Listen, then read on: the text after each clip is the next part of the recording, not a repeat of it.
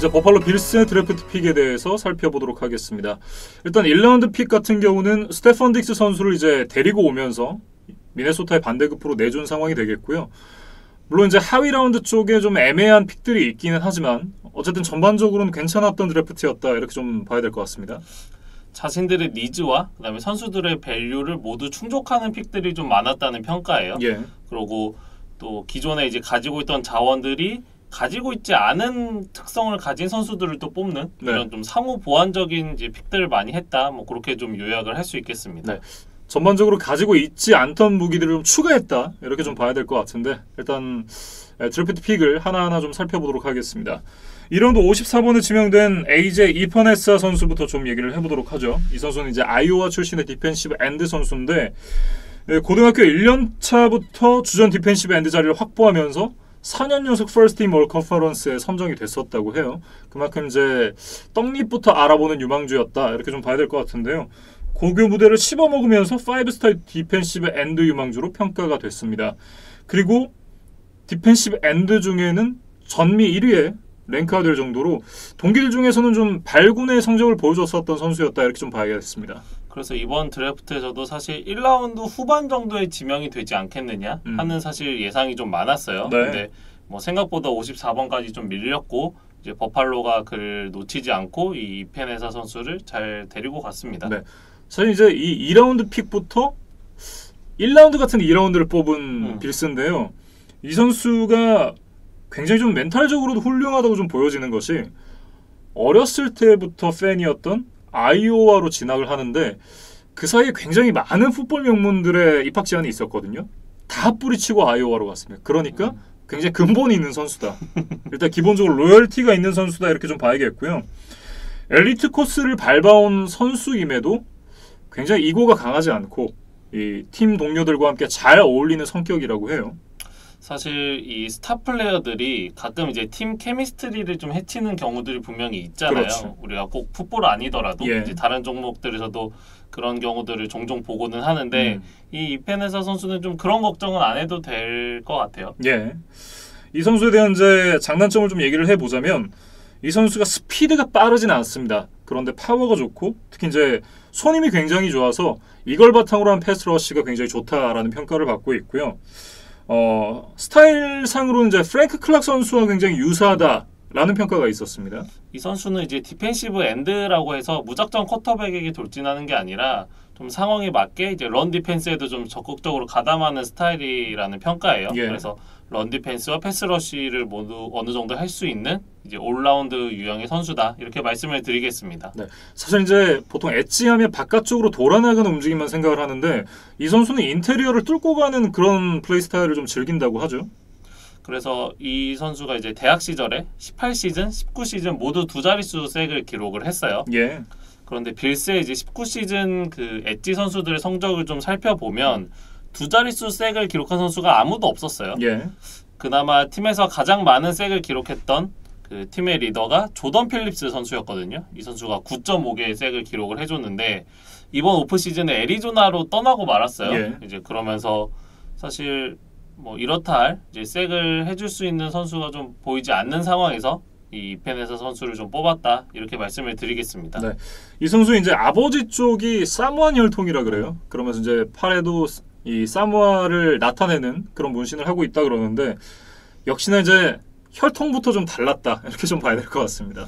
뭐 이 선수의 이제 대학 시절 가장 인상적인 경기를 한 가지만 좀 말씀을 드리면 그 USC와의 보울 게임이었거든요. 근데 이제 여기서 2.5개의 색, 1.5개의 태클 포 로스, 1개의 펌블 유도를 해내면서 뭐 팀의 승리에 이제 1등 공신이 됐어요. 예. 근데 이제 이때 상대했던 상대의 오펜시브 태클이 바로 그 1라운드에 마이애미가 지명했던 오스틴 잭슨이라고 하더라고요. 예. 그래서 이 1라운드에 지명된 선수를 상대로 이렇게 좀 압도적인 모습을 보였던 경험이 있다. 그리고 이게 이 선수의 대학 시절 마지막 경기였다. 예. 뭐 이런 점들은 좀 빌스 팬들로 하여금 좀 기대감을 갖게 하는 그런 대목이라고 봐야겠습니다. 네, 어쨌든 이제 한 시즌에 2번씩 마이애미랑 상대를 해야 되는 빌스이기 때문에 이퍼네서 선수가 이 볼 게임에서 보여줬던 모습을 이 NFL 무대에서 정규 시즌에서 보여줄 수 있다면 굉장히 또 큰 힘이 될 것 같아요.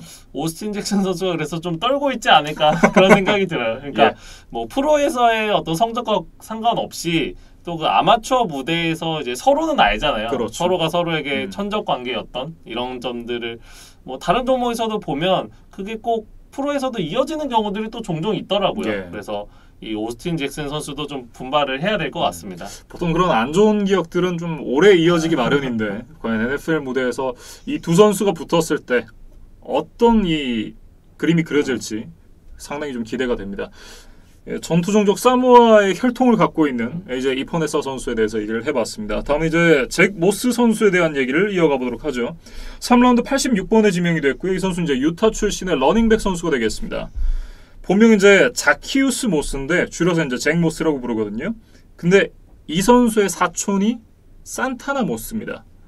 예전에 이제 2001 드래프트 1라운드 전체 16번에 뉴욕 제츠에 지명이 됐었던 선수였고 이후 워싱턴에서 이제 또 열신을 뛰었던 바가 있는 산타나 모스가 되겠고요.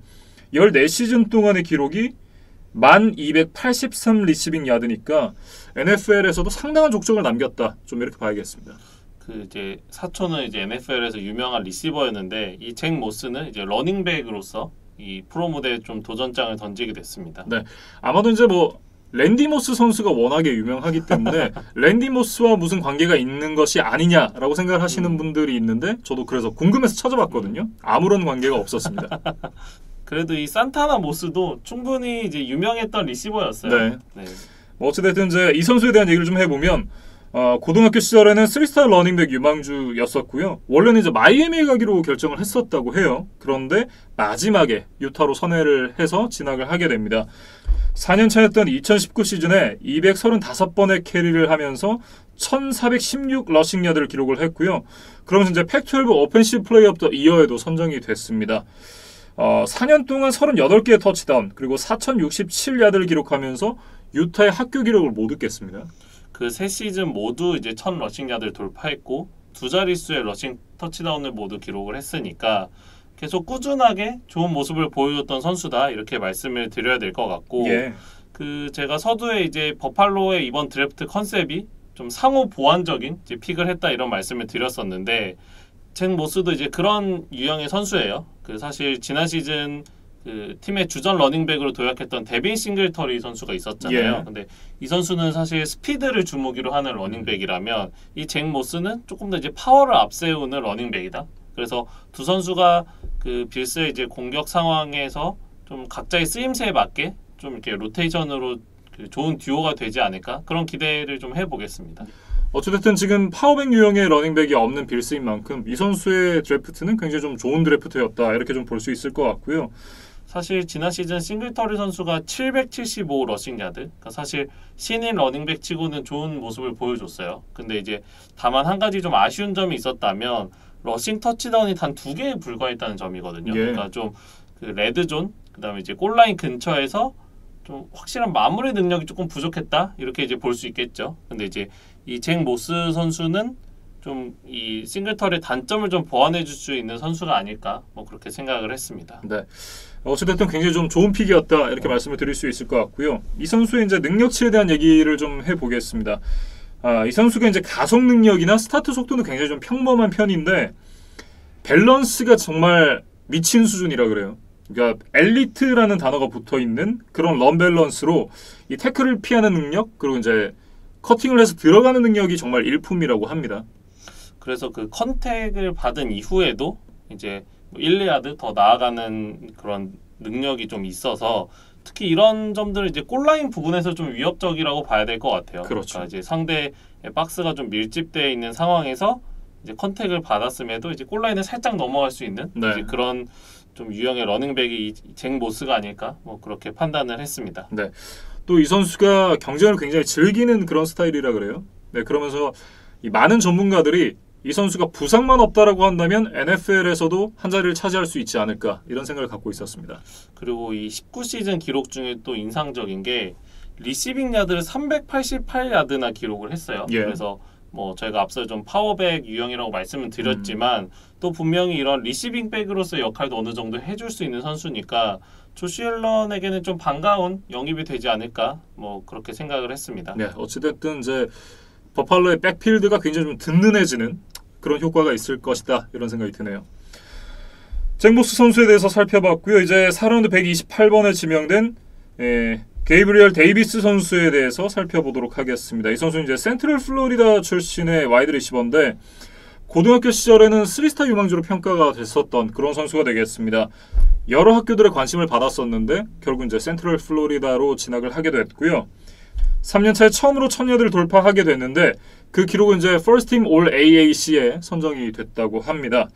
이 선수는 이제 특히나 브레이크 포인트, 이 라우트를 타다가 이제 방향 전환을 하는 그런 포인트에서 풋워크가 굉장히 좋고 라우트를 탈 때 순간 가속이 굉장히 뛰어나다 그래요. 그러면서 이제 그 스피드를 이용해서 딥볼을 잘 처리하고 특히나 이제 공이 어깨 너머로 오는 상황, 이제 보통 오버 더 숄더라고 하는데 저희가 지난 방송 녹화 때 이 스루 패스와 비슷하다.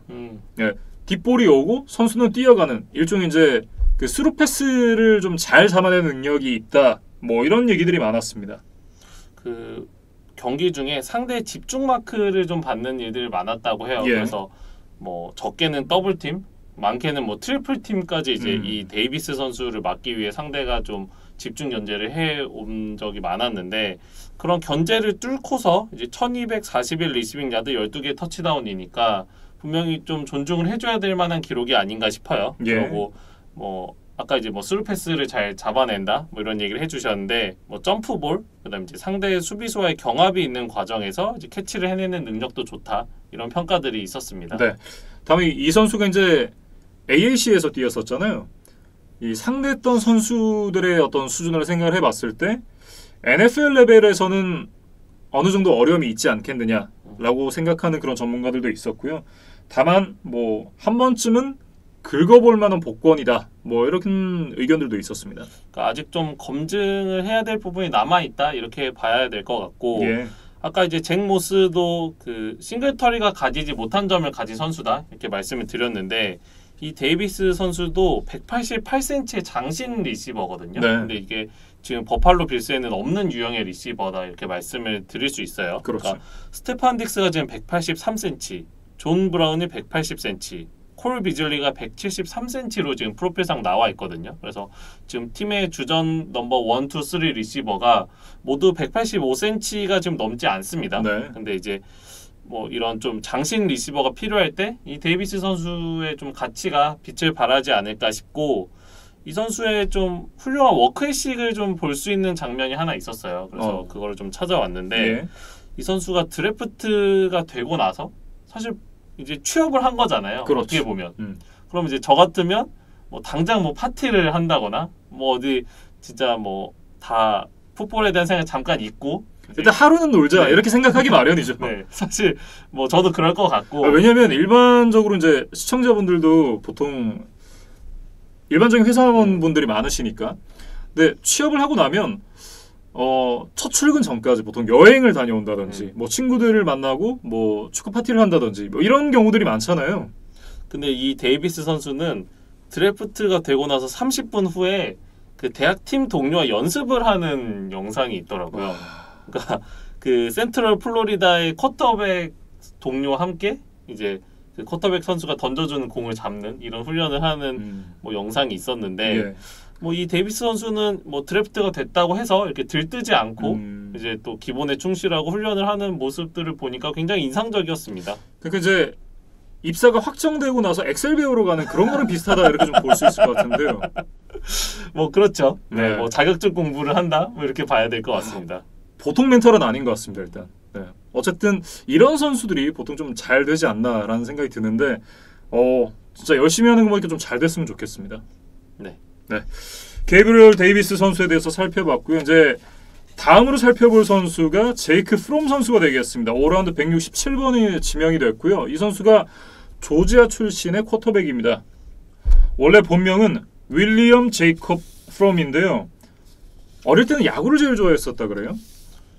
그래서 사실 그 저희 엠스플에서도 중계를 이제 예전에 해드렸던 바 있었는데 예.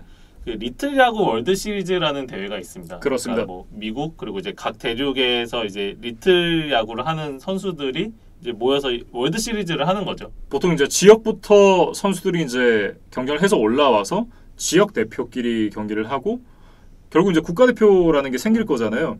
그 국가대표들끼리 이제 지역별로 뭐 아시아 쪽 네. 그리고 이제 남미 쪽 뭐 이런 식으로 나눠 가지고 한쪽은 이제 인터내셔널 그리고 이제 한쪽은 미국 이렇게 해 가지고 결국은 이제 결승전에 올라간 팀이 붙게 되는데 뭐 대한민국이 워낙 또 뭐 좋은 성적을 기록했었던 바가 있었던 뭐 그런 리그가 되겠고요. 어찌됐든 이제 2011 리틀리그 월드 시리즈에 제이크 프롬이 나왔었는데 유격수로 3개 홈런을 때렸고 투수로 11개의 탈삼진을 잡아냈다 그래요? 미친놈이에요. 그러니까 사실 뭐 야구 선수로서도 이제 어렸을 때 네. 재능이 충분했던 이 프롬이었고 결국 그 운동 선수로서의 이제 뛰어난 어떤 유전자를 이제 일단은 풋볼에 좀 쏟기로 결정을 한 것 같습니다. 네, 고등학교 시절부터 이제 풋볼로 중심이 옮겨갔다고 하는데 포스타 쿼터백 유망주로 분류가 됐었습니다. 리크루팅 클래스에서도 전미 넘버 3의 프로스타일 쿼터백으로 평가를 받았던 선수였습니다. 어렸을 때부터 이제 가족 전체가 조지아의 팬이었기 때문에 뭐 조지아로 이제 대학을 가려고 생각을 하고 있었는데 기존의 오펜시브 코디네이터였던 마이크 보보가 이제 콜로라도 스테이트 감독으로 이제 영전을 해서 가게 되고요. 그 빈자리에 이제 브라이언 쇼텐하이머 알고 계시죠? 이제 시애틀의 현 오펜시브 코디네이터죠.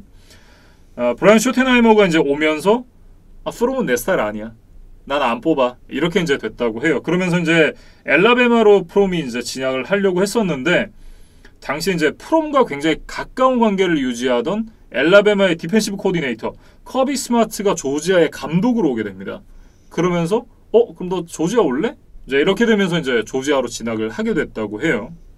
역시나 이제 인간관계가 얼마나 중요한지를 잘 보여주는 사례다 이런 말씀을 드릴 수 있겠습니다. 뭐 이 선수의 어떤 스타일 이런 거에 대해서 좀 말씀을 드리면 이 빌스의 주전 쿼터백인 조시 앨런과는 또 약간 대비되는 스타일이다 이렇게 한마디로 좀 정리를 할 수 있을 것 같아요. 예. 사실 앨런이 그 잘 달릴 수 있는 이제 듀얼 스렛 유형이면서도 약간 이제 건슬링어 스타일이잖아요. 그렇죠. 어깨가 좋긴 하지만 정확도가 이제 아주 최상급은 아닌 네. 이제 그게 이제 조시 앨런의 스타일인데 제이크 프롬은 이제 정확하게 반대라고 봐야 될 것 같아요. 그래서 패스 정확도가 높고 안정적인 스타일이지만 예. 뭐 사실 어깨 힘이 그렇게 강하지 않고 또 모빌리티도 이제 거의 없는 수준의 그런 쿼터백이다 이렇게 정리를 할 수 있겠습니다. 네. 어찌됐든 이제 이 선수에 대한 장점을 좀 살펴보면 포켓 프레젠스가 굉장히 좋다 그래요. 그러면서 이제 딜리버리 동작도 깨끗하고 효율적인 시야까지 뭐 일단 중요한 부분들이 잘 갖춰졌습니다. 그리고 공을 뿌리는 타이밍과 정확도가 굉장히 좋고 특히 공간으로 던지는 패스. 그러니까 앞서 저희가 말씀드렸던 이제 축구로 따지면 스루 패스 같은 그런 패스가 굉장히 좋다고 합니다. 거기다가 이제 프로그레션을 읽는 속도가 빠르고 상황을 이해하는 능력이 좋기 때문에 감독의 사랑을 많이 받을 것이다. 이런 전문가들의 얘기들이 있었거든요.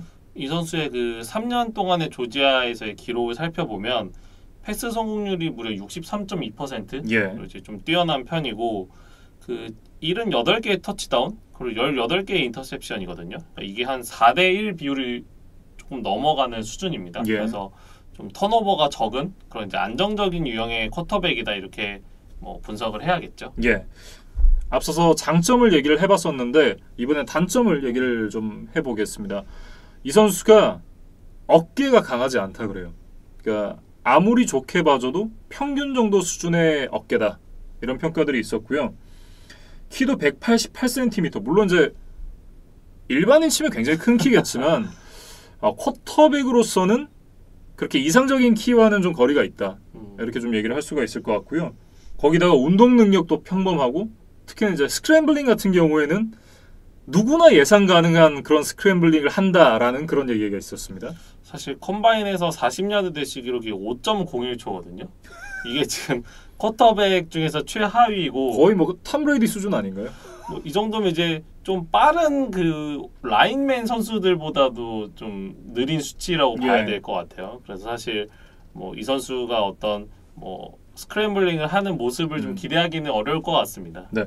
어찌됐든 제가 이제 앞서서 톰 브레이디 선수를 얘기를 했었는데 톰 브레이디는 이 모빌리티가 없는 부분을 극복할 수 있는 수준의 다른 능력치들이 이제 극대화가 된 선수인데 바꿔 말하자면 그 정도의 능력치가 되지 않는다고 하면 이 선수의 NFL 적응기가 굉장히 험난할 수 있다라는 얘기가 되겠죠. 뭐 어찌됐든 이제 장단점이 굉장히 분명한 선수이기 때문에 뭐 평가를 하기 어렵다는 얘기가 많았었어요. 하지만 정확도와 멘탈을 갖췄기 때문에 뭐 적절한 스킴 속에서 뛴다면 NFL 무대에서도 충분히 한번 기용해볼 만한 그런 쿼터백이 아닌가라는 평가가 있었었고, 개인적으로도 5라운드에서 제이크 프롬을 뽑은 건 괜찮은 밸류 아닌가? 라는 생각을 했었었는데, 사실 이제 저희가 몇 주 전에 방송을 했었잖아요. 논란이 있었습니다. 이번에 미국에서 좀 인종차별 문제가 또 심하게 이제 불거졌는데, 그와 관련해서 제이크 프롬이 이제 지인과 나눴던 그 문자 메시지가 유출되면서 좀 이제 곤란한 상황이 됐어요. 예. 그 문자 메시지에 따르면 그 총기는 이제 흑인들이 가지고 있으면 안 되고 이제 고등교육을 받은 엘리트 백인들만 소지를 해야 된다라는 이제 내용의 문자 메시지였거든요. 예. 그래서 좀 명확하게 이제 인종차별적인 발언을 했다 이렇게 봐야겠죠. 네, 개소리죠. 네. 사실 이제 그러면서 이제 이 선수의 가치가 떡락했는데, 저는 이제 그런 부분들만 놓고 봤을 땐 이 선수가 아무리 좋은 평가를 받고 아무리 좋은 선수라고 하더라도 이 5픽이 아깝다. 왜냐면 NFL 무대에서 뛰는 선수의 뭐 절반 이상 가량이 흑인 선수들이고, 그렇다면 팀 동료로서 잘 섞일 수 없는 선수라고 저는 생각이 드는데, 이 선수가 어찌됐든 NFL 무대에서 뭐 흑인을 상대를 해야 되고 흑인 선수들과 같은 팀에서 뛰어야 되는데 이런 생각을 갖고 있다? 그러면 좋은 팀 플레이어가 되긴 어렵지 않나. 특히나 쿼터백 굉장히 중요한 포지션인데. 그렇기 때문에 저는 5라운드 픽이 굉장히 아깝다라는 생각이 들고요. 뭐 이따 말씀을 드리겠지만 6라운드에서 버팔로 빌스가 키커를 뽑았습니다. 전 솔직히 키커도 왜 뽑았나 싶을 정도로 이 픽이 아까운데, 저는 이 키커보다 제이크 프롬을 뽑은 5라운드 픽이 더 아깝다는 생각이 들어요. 빌스가 이 문자 메시지 내용을 알고 있었다면 절대 이 제이크 프롬을 뽑지 않았을 겁니다. 네. 근데 프롬이 이 문자 메시지가 유출된 이후에 이제 뭐 공개적인 사과를 하기는 했지만, 네. 일단 뭐 여러 가지 좀 앞으로 곤란한 상황들이 닥칠 것 같아요. 이제 말씀해주신 대로 일단 빌스에 입단을 해서 팀 동료들과 좀 융화가 돼야 되는데, 그렇지. 일단 그것이 좀 어려울 것 같습니다. 특히 쿼터백이라고 하면 어떤 뭐 공격진 그리고 넘어서는 이제 팀의 전체 리더격의 포지션이잖아요. 그래서 모든 선수들과 이제 커뮤니케이션을 해야 되는 그런 자리인데, 팀에 있는 흑인 동료 선수들이 얼마나 프롬을 도와서 이제 뭐 공격을 펼치고 그 앞에 있는 라인 선수들이 얼마나 적극적으로 프롬을 막아줄 의지가 있을 것인가, 이런 것들이 좀 의문이 들고, 그 선수들한테 안 맞으면 다행이죠. 그리고 이제 그 상대 팀에 있는 선수들이 이 프롬을 잡아먹기 위해서 정말 이제 대단한 동기부여를 가지고 프롬에게 적극적으로 달려들 것이기 때문에, 또 방금 이제 말씀드렸다시피 모빌리티가 없는 선수잖아요. 그러니까 아마 좀 여러 번 그 좀 위험한 상황에 노출되지 않을까, 뭐 그런 생각이 좀 듭니다. 제가 보통 이제 선수들을 소개하면서 뭐 미친 놈이다, 혹은 뭐 미친 뭐를 갖고 있다라는 정도는 얘기를 해도 미친 새끼다라고 한 적은 없었거든요. 근데 제가 이 선수를 소개할 때 앞에 미친 새끼였다라는 이제 그런 복선을 좀 깔았었는데, 저는 사실 이런 선수들은 이제 장기적으로 좀 리그에서 좀 사라져야 되지 않나, 그렇게 생각을 좀 합니다. 사실 이 제이크 프롬은 그 고등학교 쿼터백들을 주인공으로 한 그 넷플릭스의 다큐멘터리 시리즈 이제 QB1, 이제 그 시리즈의 시즌 1에 출연했던 출연자이기도 했어요. 그래서 사실 뭐 드래프트 이전부터 좀 유명세를 탔던 선수였는데, 이번 그 문자 메시지 유출 사건을 통해서 좀 이미지가 많이 실추됐고, 그 앞으로의 NFL 커리어가 좀 험난할 것 같습니다. 아무쪼록 NFL 무대에서 이 선수의 얼굴을 보는 날이 없기를 좀 기대를 하겠습니다. 6라운드로 넘어가 보죠. 6라운드 188번에 지명된 타일러 베스 선수에 대해서 얘기를 해보겠습니다. 이 선수는 이 조지아 서던 출신의 키커입니다. 6라운드에 키커를 뽑은 버팔로예요. 키커 좀 안 뽑았으면 좋겠어요. 근데 이제 저희가 다음 영상에서도 다루겠지만, 사실 그것 때문에 말씀을 드리는 것도 있습니다. 김민준 아나운서 이제 최애 팀이죠. 패트리어츠는 무려 5라운드에 키커를 뽑았다는 점을 또 좀 미리 스포를 드리겠습니다. 물론 이제 굉장히 좋은 선수고, 그러니까 그 부분에 대한 공백이 굉장히 크다라고 하면 그럼 뽑아야겠죠. 근데 과했다. 뭐 좀 어찌됐든 빌스 같은 경우는 지난 시즌 팀이 잘 만들어졌고 올 시즌에 어쨌든 우승 경쟁을 해야 되는 팀이잖아요. 그리고 우승할 가능성이 굉장히 높은 팀인데 다른 팀들도 어쨌든 보강을 잘한 편이니 그런 부분을 생각해 본다면 조금 더 약한 부분을 잘 보강하는 것이 좋지 않았을까라는 생각이 들기는 합니다. 근데 이제 저는 좀 빌스의 실드를 좀 쳐보자면 예. 사실 그런 타이트한 상황 그리고 뭐 플레이오프 게임 이런 데서는 또 키커의 역할이 또 분명히 중요해지는 부분들이 있잖아요. 그렇죠. 그러니까 빌스가 좀 그런 점들을 염두에 두고 이 타일러 베스를 뽑은 게 아닌가 싶고 사실 기존에 이제 어떤 선수가 빌스의 주전 키커였냐면 스테판 하우스카 선수였어요. 아마 시애틀에서 좀 오랜 기간 뛰어서 팬들에게도 좀 낯이 익은 선수일 텐데 이 선수가 사실은 그 NFL 역대 기록을 가지고 있는 게 하나 있습니다. 50 플러스 야드 필드골 연속 성공 기록을 가지고 있어요. 무려 13개입니다. 예. 사실 50 플러스 야드의 필드골이라고 하면 글쎄요. 우리가 이제 농구의 3점 슛과 조금 비교를 할 만하지 않을까. 저는 그런 생각을 좀 하거든요. 어떤 성공률 면에서. NBA 기준이죠? 그렇죠. 네. 그러니까 한 뭐 40%, 뭐 50%, 이제 50%가 넘으면 이제 굉장히 꽤 준수한 기록이다. 그렇죠. 뭐 이렇게 이제 봐도 될 것 같은데 이 13개를 무려 연속으로 성공했다는 건 사실 대단한 기록입니다. 예, 쉽지 않은 기록이죠, 정말. 근데 이제 그만큼 이 하우스카가 다리 힘이 좋은 선수였는데 이제 몇 년 전에 이제 부상을 당하고 나서 이 어떤 장거리 킥 능력이 이제 많이 떨어졌다는 평가예요. 예. 그래서 19 시즌에는 그 50 플러스 야드의 필드골 시도가 총 5번이 있었는데 이 중에 한 번밖에 성공을 하지 못했거든요. 그러면서 이 하우스카가 지금 만 35세 나이도 많죠. 네, 나이도 또 많아졌고 이제 이런 점들에서 좀 키커 부분에서 세대 교체가 필요했고 네. 그래서 타일러 베스를 뽑았다 저는 이렇게 좀 말씀을 드리고 싶습니다. 물론 이제 드래프트된 키커들도 굉장히 좋은 키커들이 많지만 드래프트가 되지 않은 키커들 중에서도 좋은 키커들이 많잖아요. 예를 들면 뭐 구영애 선수도 있고 뭐 구영애 선수가 드래프트가 되지 않았지만 또 지금 애틀랜타 펠컨스에서 자리를 잘 잡았고 또 온사이드 킥 장인으로 좀 거듭났잖아요. 그런 것처럼 키커는 저는 개인적으로 그렇습니다. 키커는 드래프트하지 않고 그냥 데려와서 쓰는 게 좋다라는 그런 생각이 있어서 물론 이제 정말 좋은 선수 놓치기 아까운 선수가 있다라면 또 데리고 와야겠지만 뭐 그 정도로 좋은 선수인가? 라는 의문은 좀 있습니다. 저는 그만큼 빌스가 이번 이제 2020 시즌에 AFC 동부지구 우승에 대한 갈망이 좀 크다, 좀 그렇게 생각을 했어요. 그래서 예. 이 베스 선수에 대해서 조금만 더 말씀을 드리면 그 다리 힘이 강해서 장거리 필드골에 일단 강점이 있다는 평가예요. 그래서 그 시니어볼에서도 이제 50야드짜리 필드골을 성공시킨 경험이 있었고 이 선수는 또 그 화제가 됐던 영상이 하나 있었는데 그 훈련 영상이었거든요. 근데 거기서 보면 노 스텝으로 60야드 필드골을 성공시키는 그 영상이 있습니다. 예. 그게 아마 제 기억에는 NFL 공식 인스타그램에도 아마 올라왔던 것으로 좀 기억이 돼요. 보통 이제 그런 어떤 훈련 영상, 챌린지 이런 것들은 성공한 것만 나오잖아요. 그러니까 그 앞에 몇 번을 시도했을지는 사실 알 수 없는 부분이고, 그러니까 이 선수를 깔라고 하는 얘기가 아니라, 그러니까 그렇잖아요. 저희가 뭐 여러 챌린지들을 인스타그램에서 하잖아요, 사람들이. 근데 그런 걸 보면 뭐 병뚜껑 이렇게 세우는 챌린지 그런 거를 이제 예전에 사람들이 좀 했었던 걸로 네. 기억을 하는데 그걸 한 번만에 성공한 사람도 물론 있죠.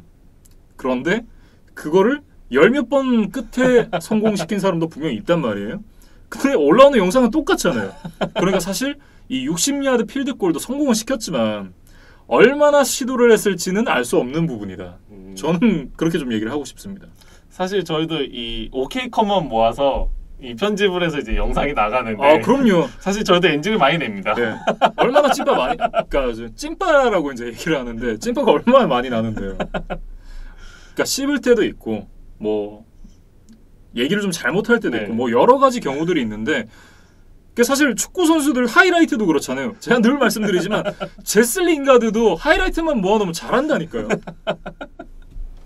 네. 근데 어쨌든 타일러 베스 선수가 물론 이제 어떤 수비의 어떤 방해나 뭐 어떤 뭐 상황에 대한 프레셔 이런 것들이 전혀 없는 혼자 이제 훈련 과정에서 노스텝으로 한 거지만 네. 어쨌든 이 정도의 이제 다리 힘은 가지고 있다. 뭐 요 정도의 의미는 좀 부여를 해도 되지 아, 않을까 네. 싶고 그쵸. 이 선수의 이제 뭐 필드골뿐만 아니라 킥오프 능력도 꽤 뛰어나다는 평가인데 특히 이 터치백을 만들어내는 비율이 굉장히 높았어요. 그래서 예. 19 시즌에 무려 76%의 이제 킥오프를 터치백으로 연결시킬 만큼 좀 다리 힘이 강하다 이렇게 말씀을 드려야 될 것 같고 뭐 엑스트라 포인트도 98%, 필드골도 뭐 80% 정도의 이제 성공률을 보였으니까 뭐 힘만 강한 게 아니라 정확도도 어느 정도 이제 가지고 있는 선수다 그렇게 좀 말씀을 드리겠습니다. 네. 어찌됐든 뭐 다리 힘 하나는 정말 인정할 만한 선수라고 말씀을 드릴 수가 있을 것 같고요. 어찌됐든 키커에게 드래프트 픽을 사용하는 건 좀 아깝다라는 말씀을 드리면서 베스 선수에 대한 얘기를 정리를 해보겠습니다. 뭐 중요한 거는 이 베스 선수가 이제 결정적인 상황에서 이제 그 자신의 다리 힘을 보여줄 수 있느냐일 것 같아요. 예. 그러니까 어떤 뭐 게임 위닝 필드골 상황 그리고 아니면 이제 플레이오프 상황 이런 데서 그 자신의 어떤 루틴을 지키고 그 자신의 기량을 이제 어느 정도 발휘할 수 있는 강심장이냐 이게 결국 뭐 빌스의 2020 시즌의 성패와도 어느 정도는 좀 관련이 있겠다 싶습니다. 예. 네, 다음은 이제 6라운드 207번에 지명이 된 아이제 호진스 선수가 되겠습니다. 이 선수 이제 오레곤 스테이트 출신의 와이드 리시버인데 고등학교 시절에 포스터 유망주로 평가를 받았습니다. 그러면서 이제 워싱턴 스테이트로 원래 진학을 하려고 했었는데 시니어 시즌을 앞두고 생각이 좀 바뀌었다 그래요. 그러면서 이제 리크루트를 다시 열어서 고민을 시작을 했습니다. 네브래스카와 오레곤 사이에서 이제 좀 자를 재다가 결국은 오레곤 스테이트이 자신에게 맞는 팀이다라는 생각이 들어서 오레곤 스테이트로 진학을 했다고 하고요.